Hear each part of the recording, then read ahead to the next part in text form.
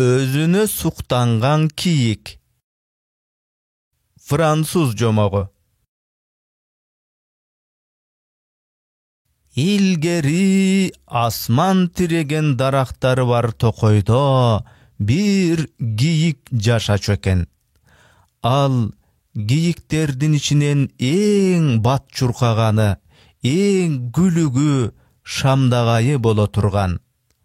Айбанаттар эле эмес, аңчылар дагы ага кууп жете алчу эмес. Кээде ал шамал менен дагы жарышчу. Токойдогу сандаган суулар, аңдар дагы тоскоолдук кыла алчу эмес.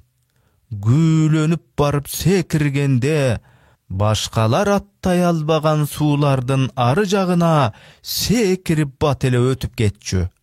Бирок ал ичке ыкчам буттарына ыраазы болбостон узун мойну менен мактанчу. Токойдун так ортосунда bir түздүктө атып чыккан bir суу бар эле.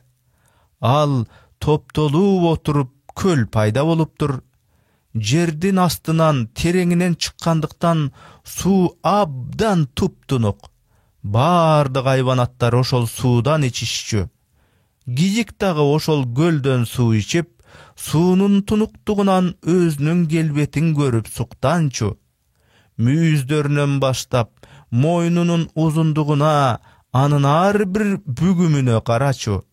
Бирок мойнуна суктанганы менен ичке буттарын таптакыр жактырчу эмес.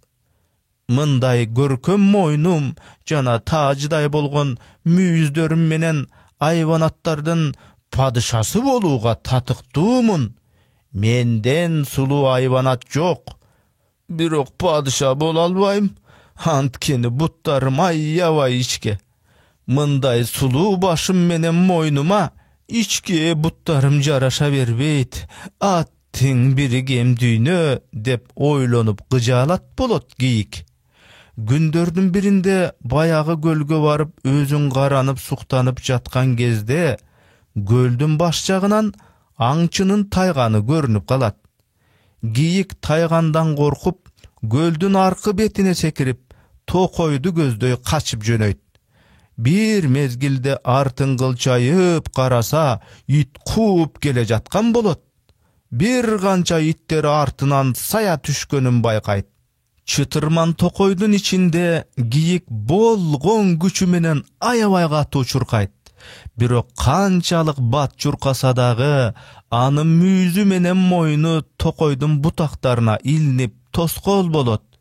Бир кезде мүйүзү бактын бутагына илинип жыла албай калат.